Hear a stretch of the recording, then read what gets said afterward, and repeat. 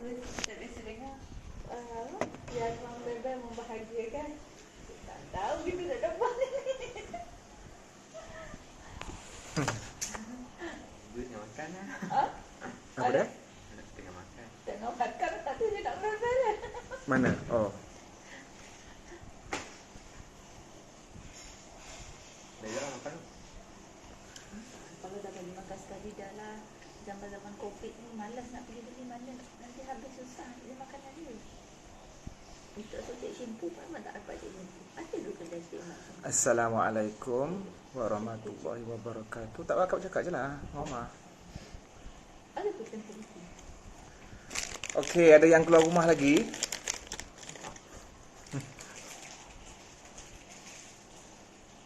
Ustaz nak mandikan. Apa kak? Ustaz nak mandikan kucing. Shampoo tak ada. Diorang tengah buat kajian sama ada kucing dengan anjing pembawa virus ke tidak. Sekarang ni masih lagi dalam kajian. Ya ke? Ada jangan usik-usik. Koranglah yang usik. Dah cakap dah. Afiq yang usik kucing. Tak kata kemungkinan COVID. Tak, itu semua benda-benda yang ihtimal dalam internet lah. Benda ni tak boleh dipastikan. Okey, Cik Man nak kongsi satu kisah dalam sejarah, iaitu kisah, tapi semalam dah bawa kisah Saidina Umar tu, di mana Saidina Umar dia berpatah balik. Tapi boleh ulang je. Bagi orang yang jenis kata kata Allah tu ada kan, ataupun bagi yang berpendirian lebih takutkan virus daripada Allah, Cik Man nak kongsi kisah Saidina Umar Al-Khattab. Mungkin korang semua dah tahu, tapi just mungkin ada pendatang-pendatang baru dalam IG Live ni ataupun yang tak tahu tentang sejarah ni, di mana Saidina Umar Al-Khattab seorang khalifah Islam yang sangat ulung dan sahabat besar Nabi SAW yang paling faham kehendak Allah dan Rasul. Dan Adam, love you too. Dan Saidina Umar ini adalah antara 10 orang yang dijamin Allah, dijamin oleh Rasulullah masuk ke dalam syurga, yang Nabi sebut nama dia. Ini memang confirm masuk syurga lah ni. Saidina Umar ni memang confirm masuk syurga sebab Nabi yang jamin. Jadi kalau orang yang confirm masuk syurga ni, dia punya pandangan kena faham-faham lah. Mestilah pandangan dan tindakan itu memang sentiasa dipimpin oleh Allah Subhanahu Wa Taala. Okey. Dan Saidina Umar Al-Khattab merupakan khalifah Islam yang kedua, menggantikan Sayyidina Abu Bakar As-Siddiq dan juga Rasulullah.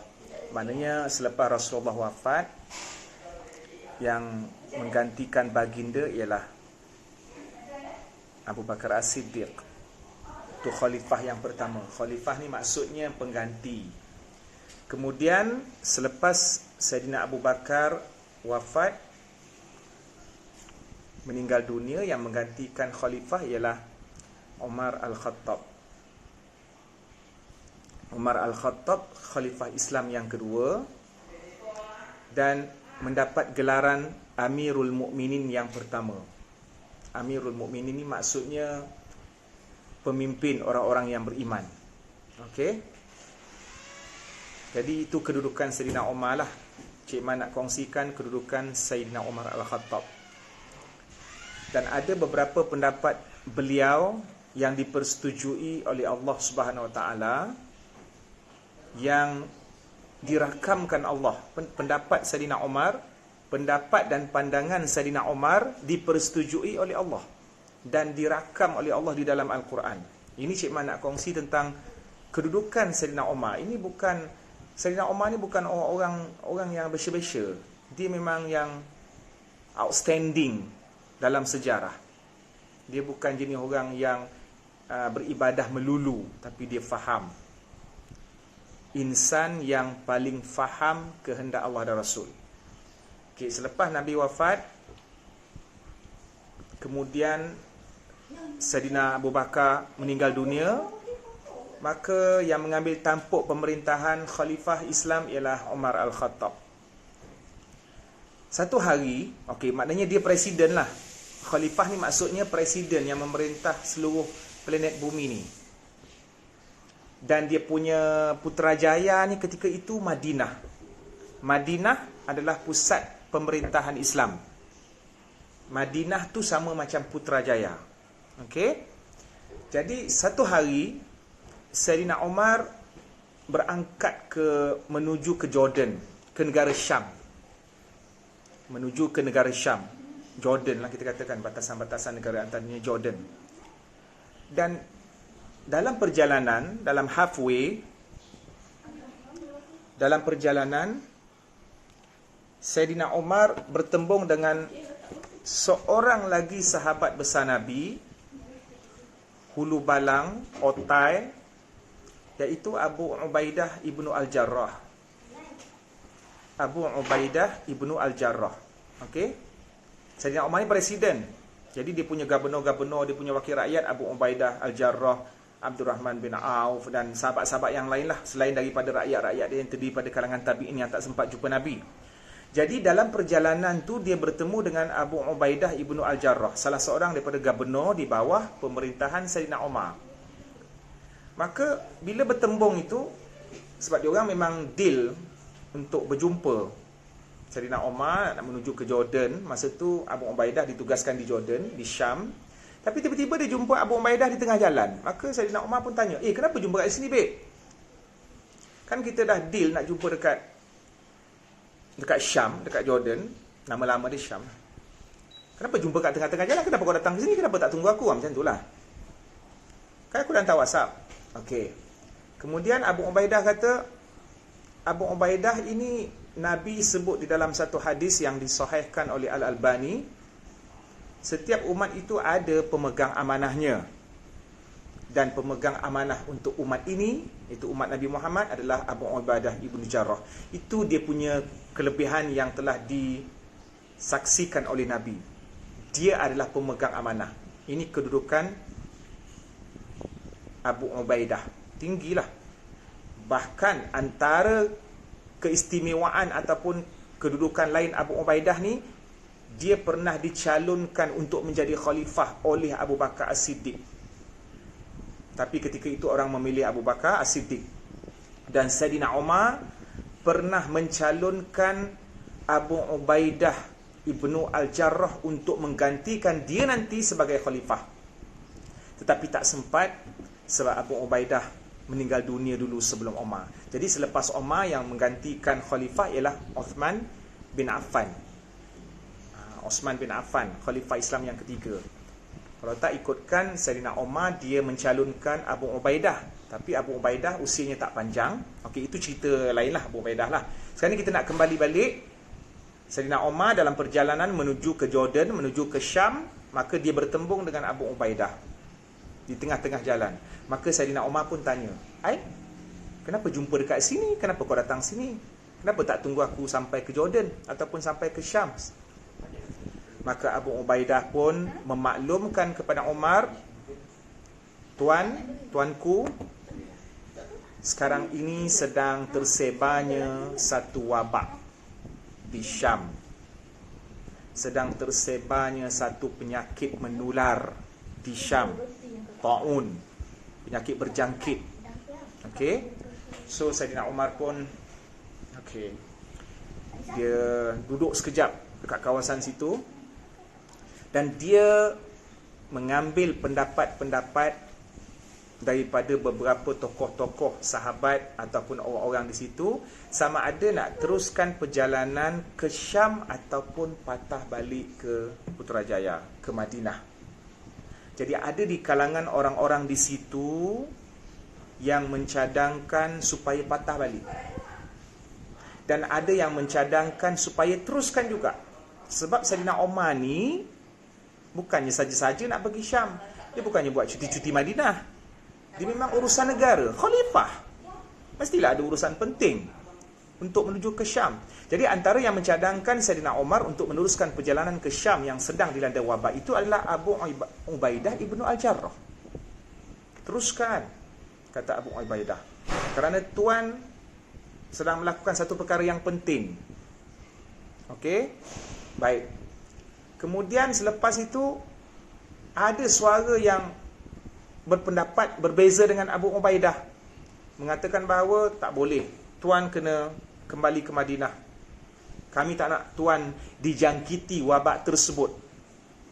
Kemudian disambut oleh salah seorang sahabat besar lagi, seingat Cik Man, Abdul Rahman bin Auf, dengan menyebut hadis Nabi SAW, iaitu kalau ada satu penyakit berjangkit berlaku di sesuatu tempat, maka janganlah kamu keluar daripada tempat itu, dan orang yang di luar jangan masuk ke dalam. Selepas selesai saja sahabat ini membacakan hadis ini, semua tunduk patuh dengan arahan dan juga hadis Nabi daripada insan yang pernah mereka hidup bersama dahulu. Maknanya taat pada perintah Allah, terus taat. Maknanya hadis itu menceritakan tentang kuarantin.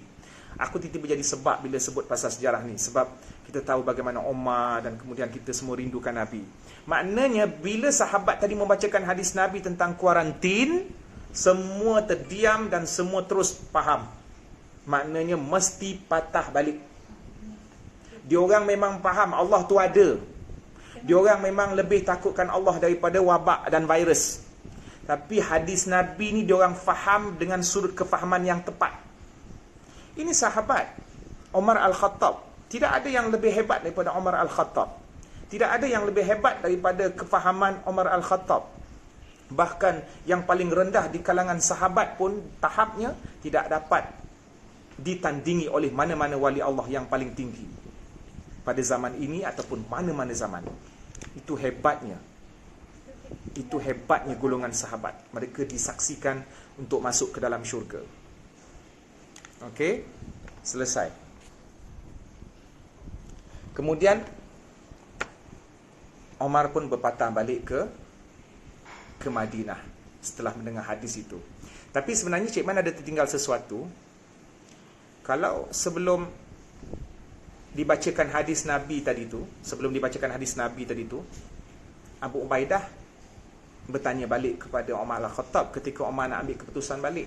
Abu Ubaidah tanya, bila Umar kata, okeylah aku nak balik ke Madinah, maknanya tak masuk ke tempat wabak. Kemudian Abu Ubaidah tanya, adakah kamu ingin lari pada takdir, wahai Umar? At-tafiru min qadarillah. Adakah kau ingin lari daripada takdir? Maknanya Allah dah takdirkan wabak tu berlaku. Hadap je lah, biarlah kena wabak tu. Kenapa nak lari-lari balik ke Madinah? Kata Abu Ubaidah bin Al-Jarrah. Umar menjawab, aku ataupun kita lari daripada satu takdir untuk menuju ke takdir Allah yang lain. Bermakna, apa maksud Umar? Umar berusaha untuk lari daripada takdir, iaitu daripada ditimpa wabak, untuk menuju ke satu lagi takdir, iaitu berusaha supaya tidak dijangkiti wabak. Ini konsep usaha, konsep untuk mengambil sebab. Kita tak boleh beralasan bila Allah telah menimpakan kita dengan satu penyakit, kemudian kita mengatakan tak apalah, ini sudah takdirnya, kemudian tak buat apa-apa. Ini bukan kefahaman yang betul. Ini kefahaman yang silap. Kerana urusan Allah memberikan takdir penyakit itu kerja dia. Tapi untuk masa depan yang kita tak tahu sama ada kita akan sihat ataupun akan mati, maka kerja kita mengambil sebab. Sebab ni maknanya kalau makan ubat, sihat, insya-Allah. Kalau tak keluar rumah, insya-Allah tidak akan dijangkiti oleh virus. Walaupun kalau Allah nak virus tu ada dalam rumah, tu cerita lain. Tak, sekarang ni kita buat kerja kita. Kita buat kerja kita. Kita tak perlu kata, alah, kalau nak kena virus, duduk dalam rumah pun kena virus, so lebih baik keluar. Itu bukan jawapan yang tepat. Kerja kita buat sebagaimana yang kita faham itu sebagai usaha dan sebab. Tapi bila duduk dalam rumah, jangan bergantung kepada sebab. Jangan confirm, duduk dalam rumah ni confirm aku tak dijangkiti virus. Tak boleh macam tu. Maknanya kena ada pergantungan juga daripada Allah. Kita ambil sebab, jangan lupa kepada Al-Musabbib, iaitu Tuhan yang mencipta sebab. Sebagai contoh yang paling mudah Cik Man nak kongsi pada korang, Allah menjadikan lapar. Allah menjadikan lapar ke bolo. Apa tujuannya Allah menjadikan lapar? Sebab Allah nak tengok kita berusaha supaya pergi ke dapur cari makan untuk menterdarah. Faham? Allah menjadikan perasaan lapar, rasa lapar, supaya nanti kita ada usaha untuk pergi ke dapur ataupun ke kafe. Tapi COVID ni sekarang pergi ke dapur je. Jadi kita tak boleh kata, oh Allah dah takdirkan aku lapar, tak apalah biarlah lapar. Tak boleh. Kita mesti mengambil sebab, iaitu sebab untuk menghilangkan lapar, melantak. Itu satu analogi yang paling mudah untuk difahami bersama. Boleh Jadi dalam soal ini, yang nak dikaitkan dengan lapar, benda yang simple, pun kita faham untuk ke dapur. Kita rasa nak berak. Pergi ke mana adik-adik? Jamban. Rasa nak berak, muka dah biru macam avatar. Jamban. Yang kata, oh rasa nak berak, tak apalah Allah dah takdirkan, biarlah terberak dalam seluar. Tak, ke jamban. Kemudian, rasa lapar, analogi yang sama, ke dapur. Itu benda-benda yang simple. Apatah lagi benda yang lebih besar berkenaan dengan nyawa masyarakat dan nyawa keseluruhan ummah. Maka Allah memberikan akal untuk berfikir, menggabungkan antara ibadah yang kita faham, ibadah yang setepat. Ibadah ini bukan zikir semata-mata. Ibadah ini adalah keseluruhan cara hidup kita, bagaimana kita memberikan manfaat untuk diri kita dan orang ramai. Ibadah ini, Cik Man ulangi, bukan semata-mata kita berzikir atas sejadah dan berdoa semata-mata, tetapi bagaimana kita melaksanakan satu tindakan yang tindakan itu memberi manfaat kepada diri sendiri dan juga kepada orang lain. Jadi sebab itu pihak pemerintah melaksanakan satu polisi di musim COVID-19. Satu polisi yang wajib dilakukan untuk memberikan jaminan keselamatan. Ini sebagai salah satu usaha daripada pemimpin kita. Pemimpin tu masuk Cik Man bukan saja Perdana Menteri Tan Sri Muhyiddin Yassin bersama jentera menteri-menterinya. Selain daripada mereka ialah terima kasih Cik Man ucapkan kepada KKM, Kementerian Kesihatan Malaysia, Ketua Pengarah Kesihatan. Terima kasih Cik Man ucapkan kepada PDRM Polis Diraja Malaysia. Terima kasih Cik Man ucapkan kepada badan-badan beruniform. Dan sangat-sangat terima kasih kita ucapkan kepada seluruh petugas kesihatan yang terdiri daripada doktor dan jururawat dari semua peringkat dan departmen. Bahkan ada di kalangan doktor-doktor yang tak spesialis dalam bidang virus ataupun bidang jangkitan pun turut dikerahkan untuk turun padang bagi bekerjasama membantras virus ini. Okey, terima kasih. Mereka ini mungkin mereka tak pakai jubah ataupun tak pakai baju Melayu dan kopiah, tapi mereka adalah mujahidin yang sebenar ketika berlakunya COVID-19 ini.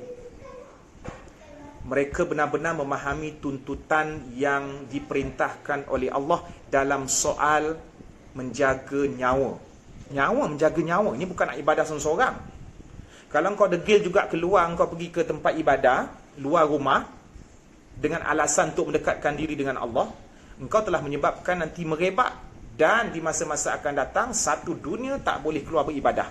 Maka sebab itulah perlunya kawalan sekarang ini untuk memberikan kecerahan masa depan dan untuk memudahkan orang lain keluar masjid selepas selesai COVID-19 ni punya masalah. Itu pun kalau kita berdisiplin.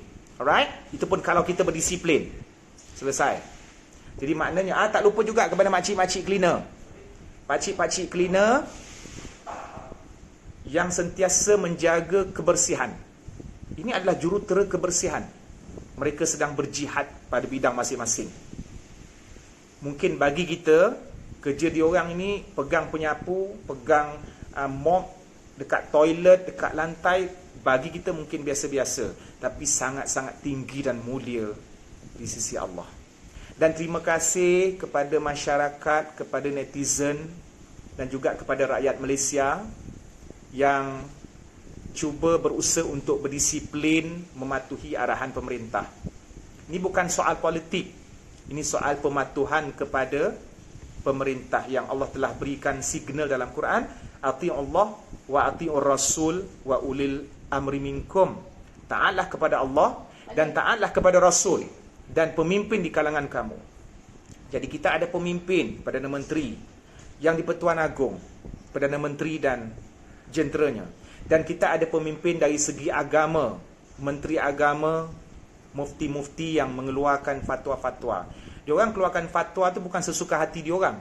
Diorang keluar fatwa tu, diorang kerahkan diorang punya ilmu yang diorang ada, dalam keadaan diorang bimbang fatwa diorang ini akan memberikan manfaat ataupun tidak. Maknanya semua berkorban dalam hal ini. Termasuk juga terima kasih kepada netizen-netizen dan follower-follower ataupun yang viewers yang sedang tengok ini, yang sekarang ni sedang berada di rumah dalam keadaan berbaring, duduk ke apa benda semua ke. Terima kasih kerana korang stay di rumah. Cuma bagi mereka yang keluar, urusan penting itu tak termasuklah dalam senarai kedegilan. Urusan yang penting untuk bekerja. Sebab masih lagi ada orang yang diperlukan keluar rumah, jentera-jentera kerajaan, dan tentu jururawat dengan doktor memang terpaksa keluar rumah. Kemudian TNB, contohnya TNB yang menguruskan elektrik kita. Kemudian yang bahagian penyiaran di TV dan radio yang sentiasa memberikan maklumat. Maka orang-orang ini, mereka ini ada sebab yang munasabah untuk keluar rumah. Tapi kalau yang nak berjoging dengan alasan nak balik kampung sebab dah lama tak jumpa abah, aku pun ada abah juga. Aku pun ada kesayangan dekat kampung. Yang duduk kat rumah tu pun ada kesayangan dekat kampung. Dah lama rindu tak jumpa. Kita orang semua rindu kot. Kan kita orang ni apa? Doraemon ke apa? Doraemon pun ada makwa di Dorelin juga. Jadi maknanya jangan pentingkan diri sendiri. Jangan selfish. Ingat kita orang ni suka sangat duduk rumah? Tak. Hobi aku lepak mamak ataupun lepak kedai makan sampai 3 pagi. Tapi disebabkan oleh kuarantin ni, memang kena ikut. Dan sekarang ni aku nak lepak mamak dengan siapa seorang. Mamak pun tak ada. Jadi maknanya kena faham. Itu je lah luahan isi hati Cik Man. Dan Cik Man rasa ini isi hati semua. Okey.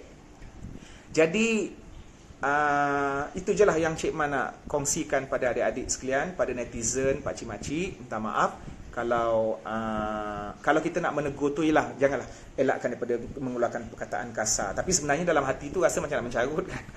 Rasa macam nak mencarut, rasa bagi yang degil-degil kan. Sebab bila kau degil, nanti kan bila pihak kerajaan keluarkan satu polisi yang lagi keras, dia dah libatkan orang lain. Tu yang orang lain rasa macam nak mencarut. Tapi tahan je lah dekat hati ni. Rasa nak mencarut Cik Man aku Cik Man pun rasa Cik Man manusia.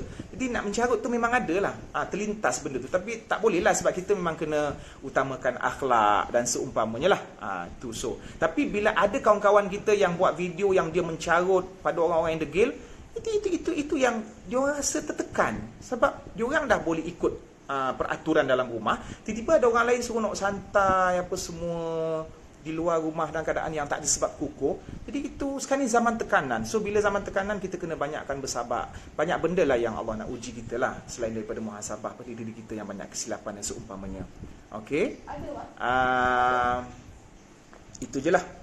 Jadi Cik Man IG Live ini bukan untuk sesi soal jawab, just untuk berkongsi tentang kisah Saidina Umar tadi, dan berkongsi tentang kisah-kisah sahabat-sahabat yang lain.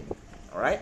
Jadi ada beberapa sahabat yang kita kenal hari ini, iaitu Umar Al-Khattab dan juga Abu Ubaidah Ibnu Al-Jarrah, pemegang amanah umat akhir zaman. Sekian daripada Cik Man yang dapat Cik Man sampaikan. InsyaAllah ada rezeki kita jumpa lagi.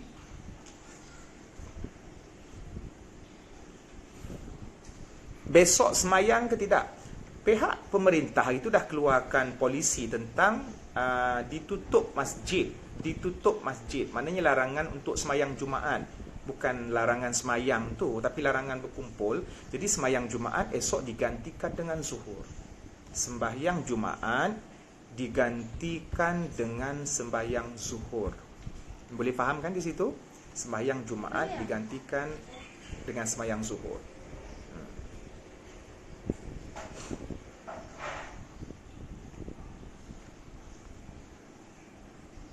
Ada yang cerita daripada Korea tu mah. Malaysia. Kan? Korea tu Jepun. Dia macam virus juga lah. Dan di rumah tu nanti boleh semayang berjemaah lah dengan keluarga. Lepas tu boleh buat bayan dengan keluarga. Siapa yang join tabligh itu dekat rumah, pada waktu itu dia berkumpul dengan keluarga. Ataupun kita boleh buat macam mana grup tabligh buat. Diorang ada bayan, baca kitab hadis ataupun bukalah kitab apa-apa, bapa bagi ceramah. Waktu inilah bapa-bapa yang mungkin walaupun dia bukan ambil bidang agama, tapi why not dia gunakan masa yang ada ni dia sebagai penceramah pada isteri dan anak-anaknya, ataupun pada housemate. Bagi siapa yang masih stuck di asrama, ataupun budak-budak kolej semua dah balik budak you semua dah balik ke, ataupun masih ada dekat rumah sewa masing-masing. Jadi duduk kat situ, kumpul housemate engkau tu, korang punya housemate, kemudian seorang jadi penceramah. Bagi benda yang bermanfaat. Tak semestinya korang nak jadi ustaz kena bagi ceramah. Apa benda yang korang tahu, guna bahasa korang lah. Wa'lu apa semua tu, guna bahasa-bahasa tu je. Yang penting simple, yang penting orang faham. Guna bahasa hipster tu. Dakwah ni ada macam-macam. Boleh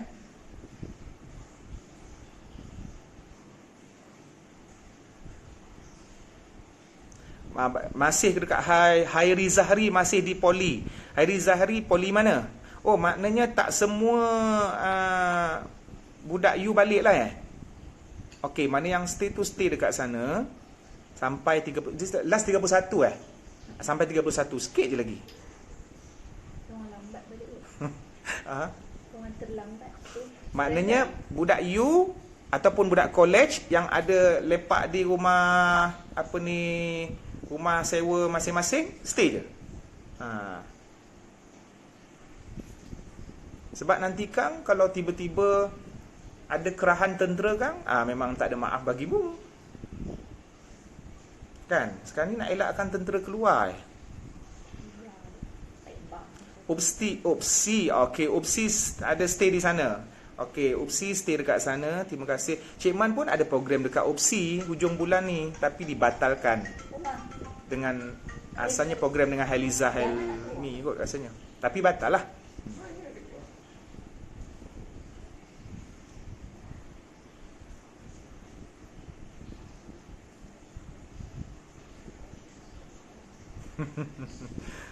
Kena kerja sebab airport kan.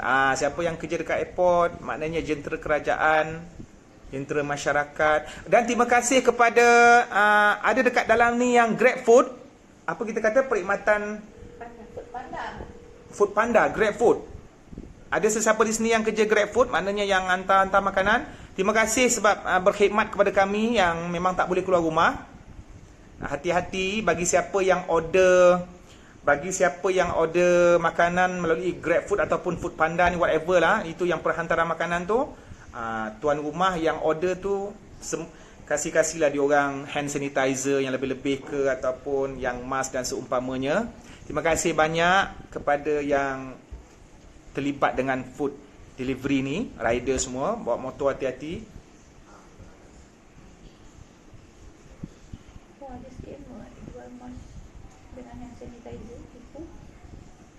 Ustaz, kalau kita senyum atau tahan gelak sebab kawan siapa kacau waktu solat, batal tak? Tak batal selagi tak keluar perkataan. Maknanya kau tahan gelak tu tak batal. Jangan ada perkataan asing yang kau keluarkan.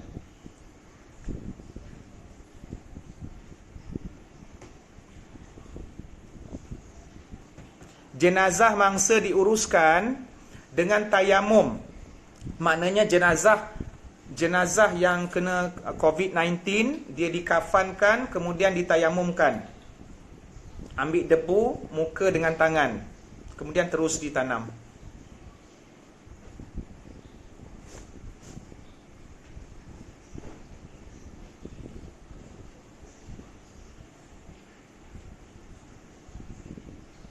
Buat solat zuhur lah dik, Salehuddin. Akeng, salam Ustaz, komen sikit isu tabligh. Saya tak komen isu spesifik. Apa yang saya sebut tadi tu secara umum. Kita tidak menyalahkan mana-mana kumpulan, ya? Kita tidak menyalahkan mana-mana kumpulan, tapi kita muhasabah mana-mana orang yang berkumpul, bukan nak sebut pasal tabligh, mana-mana orang yang degil berkumpul, sama ada berkumpul untuk dakwah ke, berzikir ke, ataupun lepak santai, lepak makan, maka itu yang saya sebutkan secara umum. Ini bukan soal kita nak menuding jari pada mana-mana orang. Okey?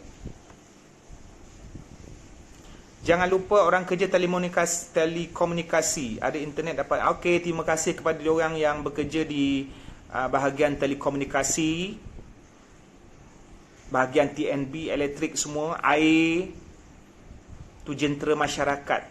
Maknanya jentera masyarakat tu korang pandai-pandai lah cik sendiri. Dan jentera kerajaan.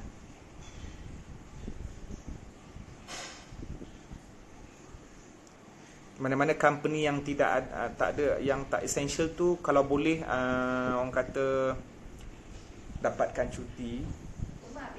Yelah, kita faham lah kan sekarang ni soal ada yang kerja sendiri tu mungkin dia akan mengalami masalah dari segi masukan duit. Rezeki tu sebenarnya luas.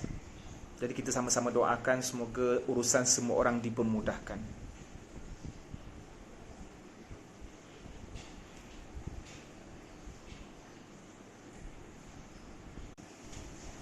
Okey, dah ada dah. Memang. Kejap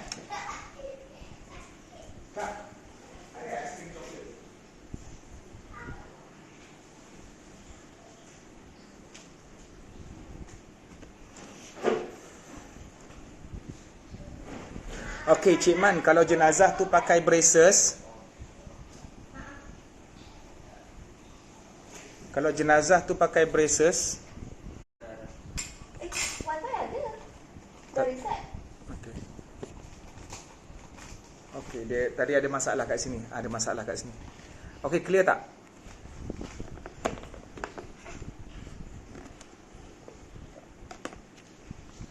Kasih Kak. Clear tak? Clear ke tak clear? Cukup ambil. Oh, dah habis dah. Kan budak-budak ni nak makan? Tak. Aku besok nak pergi. Tak orang dapur makan dia. Habis kan ya? Gemuk kan dia. Sebab sekarang musim panas. Kena sejukkan tukar. Kena sakit.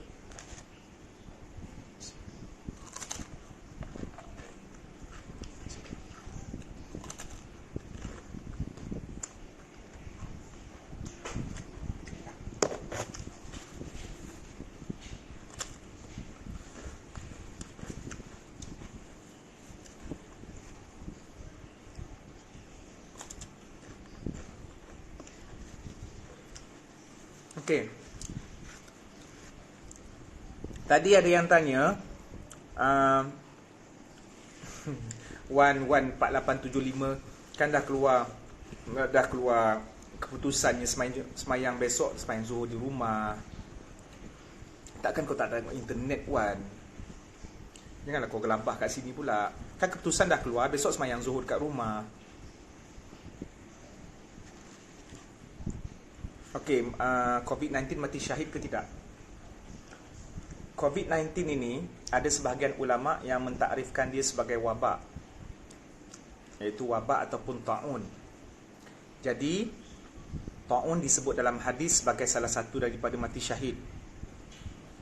Antara orang yang syahid, kematian yang syahid ialah ta'un, iaitu maksudnya wabak, penyakit berjangkit.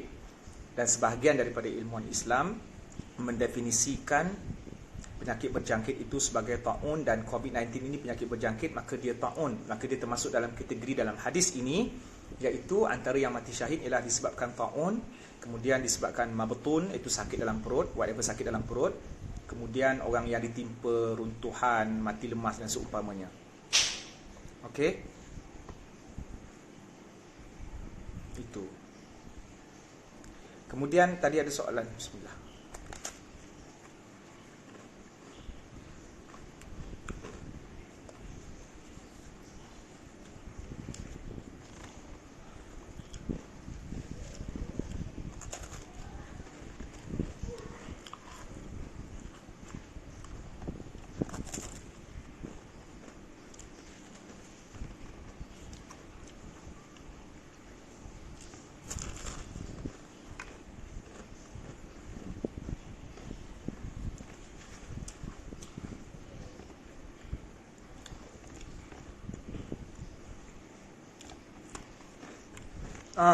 Jenazah pakai braces. Okey.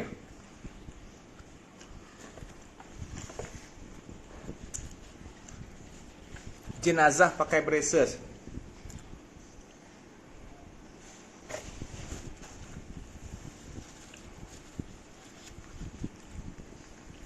Jenazah pakai braces.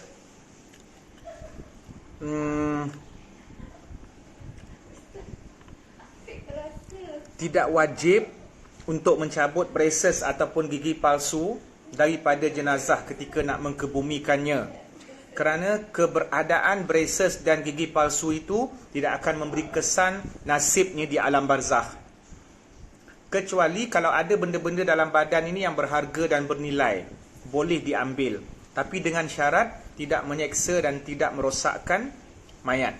Kalau merosakkan mayat, kalau cabut braces tu mudah, is okay, boleh ambil. Tapi kalau dengan cabut gigi palsu merosakkan mayat, maka tak boleh ambil.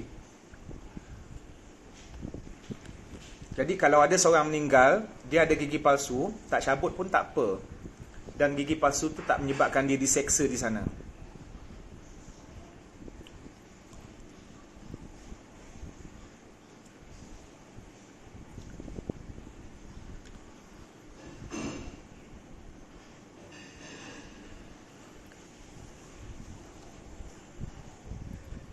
Korbankan nyawa untuk ibu atau orang yang tersayang, adakah kita berdosa kerana tidak menjalankan kewajipan tersebut? Tengok situasi lah. Tengok situasi.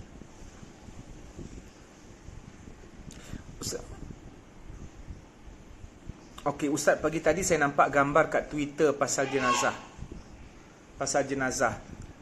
Mayat COVID-19 ditayamum. Kan keputusan daripada Majlis Fatwa, pengurusan jenazah COVID-19 sama sebagaimana pengurusan jenazah orang yang ditimpa penyakit Ebola yang dulu, years ago. Maknanya dibalut, dikafankan, kemudian ditayamumkan. Tak boleh dimandikan. Maknanya kita kena buat satu pengurusan yang boleh mengurangkan risiko jangkitan. Dan tidak semua ahli keluarga tidak dibenarkan, kecuali orang yang lengkap berpakaian. Kita panggil pakaian apa yang pakai seragam uniform yang tutup semua tu? Hanya orang-orang dan petugas-petugas itu sahaja yang menguruskan jenazah. So ahli keluarga tak dibenarkan. Kalau tak, nanti dia berkumpul, so virus tu akan merebak.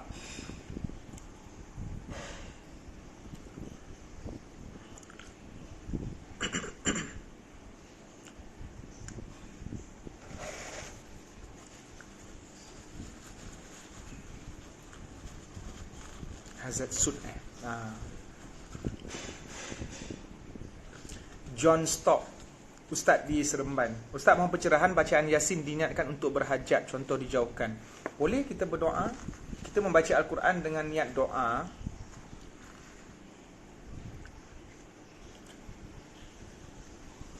Kalau orang kena coronavirus, masih wajib ke dia kena solat fardu? Ketika dia sedang sedar, dia sedang coronavirus, dia positif, dia semayang setakat yang dia mampu. Kalau dia tak boleh kena air, dia tak boleh kena apa-apa, dia semayang setakat itu. Dalam keadaan berbaring. Dia pun tak boleh buat pergerakan yang banyak, sebab nanti akan memberikan risiko pada orang lain di hospital tu. Jadi fattaqullah mastata'tum.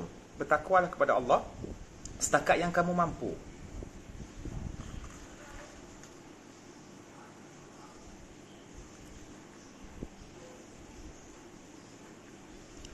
Ustaz, kenapa kemarin azan maghrib saya dengar macam ada tambah-tambah ayat?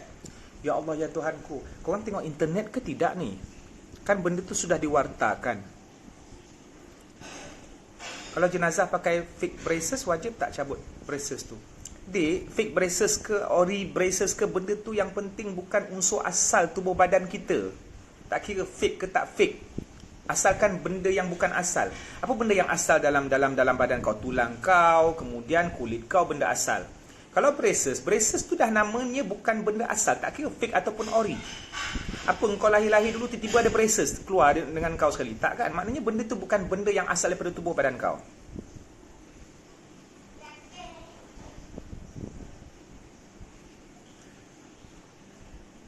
Ustaz, coronavirus ni datang dari haiwan kan? Itu kena tanya saintis. Itu bukan bidang Cik Man, dek. Sama ada dia datang daripada haiwan ke, ataupun datang daripada internet 5G, ataupun datang daripada Amerika, ataupun daripada Wuhan, ataupun daripada Bill Gates, ataupun mana-mana konspirasi Illuminati, itu tak penting. Yang penting sekarang ni bagaimana kebijaksanaan kita dan disiplin kita untuk mengawal coronavirus yang sedang merebak di Malaysia ataupun di seluruh dunia secara umumnya. Okey? So kita tak perlu nak teliti daripada mana datang coronavirus ni. Benda tu bukan perbahasan yang penting. Yang penting sekarang ni macam mana nak menguruskan diri kita supaya kita boleh mengurangkan risiko mata rantai virus ini. Aku bukan saintis. Kau nak tanya corona tu datang daripada tupai ke apa semua, ke tak tahu. Itu serahkan pada ahli-ahli yang selayaknya lah, saintis. Ustaz nak tanya, kita nak sebarkan Islam jadi pahala, tapi bolehkah menyebarkan, tapi dalam masa yang sama menyebarkan penyakit? Tak boleh. Itu bukan Islam yang sebenar. Sebab tu Saidina Umar dia patah balik-balik ke apa? Patah balik-balik ke Madinah. Hadis tentang 15 Ramadan tidak betul, tidak ada.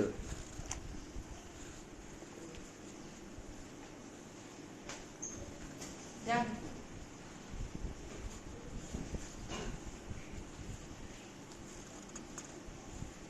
Ustaz, apa patut kita buat kalau terasa hati dengan ahli keluarga sendiri?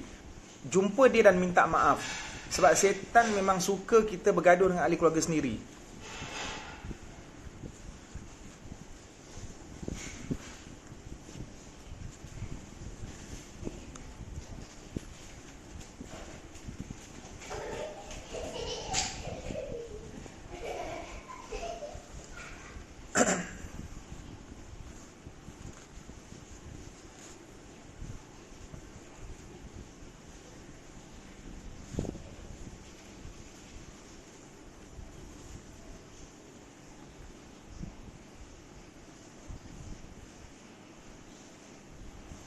Nak keluar tu boleh, tapi hati-hatilah. Maksudnya keluar untuk urusan penting, bekerja, bagi siapa yang dituntut untuk bekerja. Kalau nak ke kedai untuk membeli makanan untuk keluarga, seorang je keluar. Seorang sahaja keluar.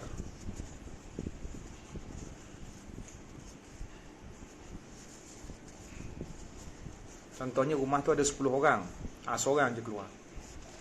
Jangan 10-10 tu.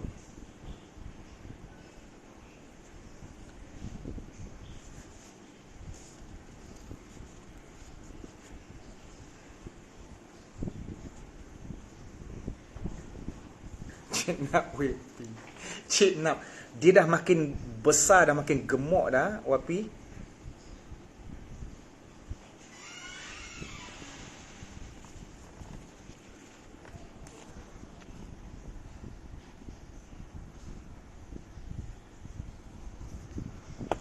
Topik pada malam ini cuma membincangkan tentang bagaimana kita nak faham konsep kan orang mengatakan takutkan Allah lebih daripada coronavirus. Jadi jangan takutkan corona. So kita nak fahamkan konsep dalam Islam ni, kena ada tawakal, kena ada usaha. Bukan tawakal 100% dan bukan pentingkan diri sendiri, tapi tak ada usaha.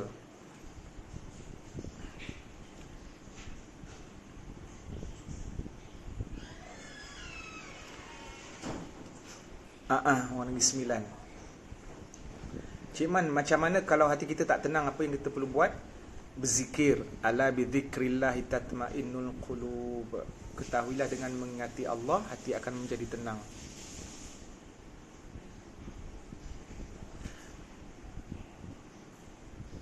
Perintah kawalan pergerakan.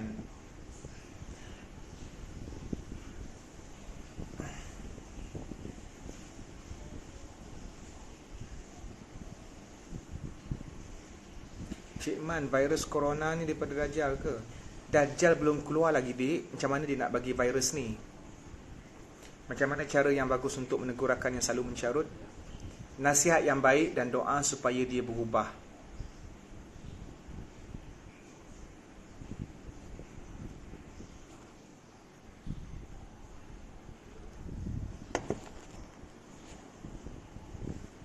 Okey Wapi, insya-Allah, amin ya Rab, supaya dapat kerja.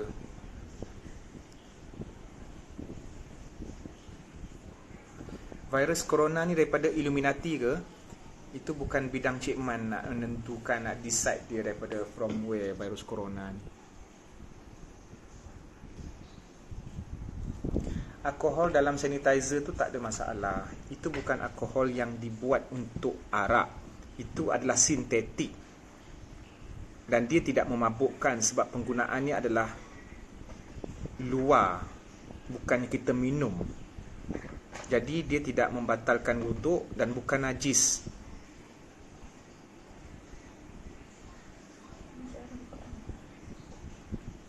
Kita semua masak. Masuk semua. Potong kecil. Oh, dia tak ada bekal besar tak? Yang kita beli hari tu je. Ni lah. Ada lagi satu yang kat ustaz tu. Ustaz ni tu tak nak Kecil ni tu kak. ada ni lagi satu. Sapi.